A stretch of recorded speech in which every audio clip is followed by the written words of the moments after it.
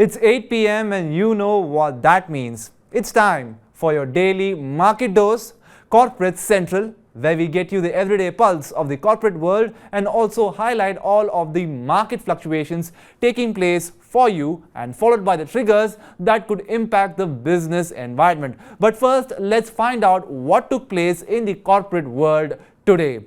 First, Byjus has skipped payments on a $1.2 billion loan and has disqualified the US lender for predatory tactics. Byjus did not pay $40 million in interest due Monday on the $1.2 billion US loan. Byjus filed a suit against investment management firm Redwood, saying the US entity purchased a significant portion of the loan while trading in distressed debt, which was contrary to the conditions of the term loan facility. Byju said it will not make any further payment till the matter is decided in court. It said the lenders had unlawfully accelerated the loan in March due to alleged non-monetary and technical defaults. It said, adding that the lenders undertook unwarranted and enforcement measures, including seizing control of its US unit, Byju's Alpha, and appointing its management. The company has alleged that lenders issued a notice demanding immediate payment of the entire amount despite knowing that the purported acceleration was under challenge before the court. And after recent setbacks, Adani Group saw its EBITDA grow 36% to 57,219 crore rupees during FY23. Notably, this was the group's highest recorded EBITDA level. As per reports, it noted that more than 83% of this figure came from core, consistent, cash-generating core infrastructure businesses. Riding on this high, Adani is also planning to revive its investment in Mundra Petrochem, India's largest polyvinyl chloride PVC plant. After previously suspending operations for 4 months, the group has now received in-principle credit approval of up to 14,000 crore rupees from various banks. The total cost of the project is estimated to be 35,000 crore rupees, building a PVC production capacity of 2,000 kilotons per annum. Private lenders are also expected to pitch in another 4,500 crore rupees. Meanwhile, Credit Suisse, which last year said the group was over-leveraged. In its latest report, it said the metrics for the group have improved. In other news, Adani Cement has withdrawn from the industry lobby group Cement Manufacturers Association. CMA is a body that represents all large cement companies in the country. Adani is the second largest producer in India with ACC and Ambuja brands. And with the 5,000 crore rupee investment, Aditya Birla Group is set to enter India's branded jewellery retail business. The venture, namely Novel Jewels, aims for a pan-India presence, offering exclusive in-house designs that combine regional richness and aspiration. The stores will be large format, catering to all jewellery needs under one roof, while it will face competition from established players like Joy Alucas, Tanishq, Kalyan Jewellers and more. The playfield is wide open. Gems and jewellery contribute 7% to India's GDP. Estimates suggest that the market will grow at a 8.34% CAGR and touch the $90 billion mark by 2025. Moving on, Bajaj Finserv launched its mutual fund business, becoming the 41st AMC in Indian mutual fund markets. With exclusive focus on equity and debt funds, the Pune-based fund house has Nimesh Chandan as CIO. He had previously led Canara Robeco Mutual Funds. With SEBI approval for launching 7 schemes, it will debut its products in the market in the next 30 days. These include 3 debt and equity schemes each.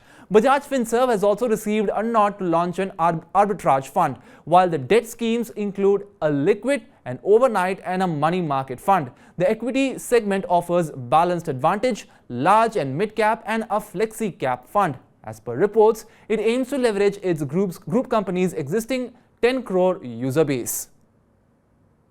And TCS has become the biggest dividend payer for FY23. Tata Consultancy Services overtook Vedanta to become the highest dividend payer in India in FY23. The IT services major paid 42,090 crore rupees for FY23, up 167.4% from 15,738 crore rupees for FY22.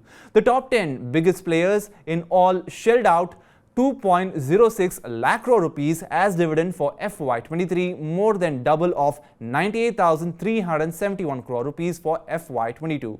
In comparison with TCS, mining and metal producer Vedanta was on top of the dividend league table for FY22 with 16,681 crore rupees. Vedanta is the second highest payer for FY23 with 37,758 crore rupees, up 126.4%. It is followed by Hindustan Zinc with a payout of nearly 32,000 crore rupees, Coal India at 20,491 crore rupees and ITC at 15,846 crore rupees. Moving on, Sequoia Capital has split into three.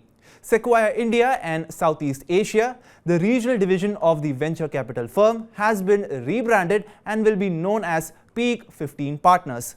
The decision comes as Sequoia Capital US/Europe, Sequoia China and Sequoia India and Southeast Asia desire to operate as independent entities, each with a distinct brand identity, according to media reports. Sequoia India and Southeast Asia manages a $9.2 billion across 13 funds. Its India portfolio includes Zomato, Ola, Oyo Rooms, Byjus and Freshworks. The decision to segregate coincides with the increasing geopolitical tension between China and the United States. In the India and Southeast Asia region, the creation of Peak 15 Partners follows a series of governance-related issues that emerged in several portfolio companies, including BharatPe, Zilingo and Go Mechanic this past year. And that was all for corporates. Now let's take a look at those stocks that were buzzing today in the market and also analyze the reason behind it. First, Torrent Power shares increased more than 15.9% during the day. In the last 5 days, the stock has given over 24% return. Today, the trigger for the rise was the announcement of a hydro project MOU with the Maharashtra government. It would develop 3 pumped storage hydro projects amounting to 27,000 crore rupees. These hydro projects would have a capacity of 5,700 megawatts. The company's PE ratio is around 15.44. It is reported that the company has aggregate installed capacity of generation of 4 gigawatts.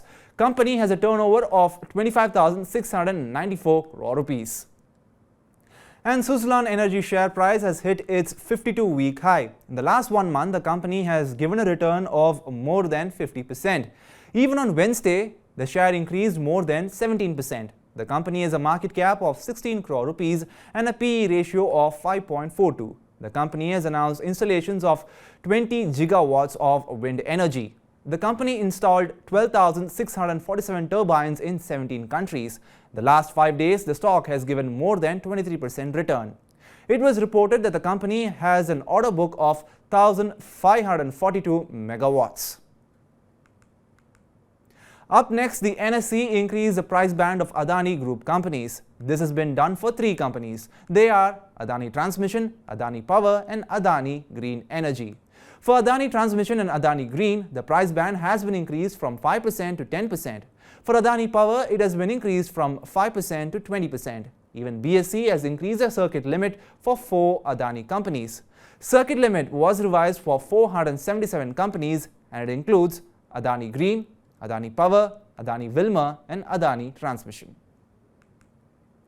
Moving on, Tata Consumer was in focus today as the company is looking to establish itself as an FMCG firm. The stock increased close to 4% in the trading session. N. Chandrasekaran, chairman of Tata Group, stated that currently they are expanding both the beverages and food businesses. So, there's a lot of focus in these businesses. They got to scale them. Also, they are investing in R&D and innovation. We are looking at new categories and looking at acquisition opportunities. And now it's time to shift our focus to the triggers that might trigger major events in the global business environment. First, US trade figures will be released later in the day. This will have an impact on the US and other global markets. Then Japan's GDP figures will also be released, and because of which global markets will see an impact. Then US jobless data will be released tomorrow. And tomorrow RBI will also announce its policy rates, so all eyes will be on the RBI governor Shaktikanta Das. That's it for today here on Corporate Central. Download the Money9 app and stay tuned to Money9 English's YouTube channel. Check out Money9's website money9.com for all the latest business and personal finance news. This is me, Ajay, signing off. Take care. See you all again tomorrow. Bye-bye.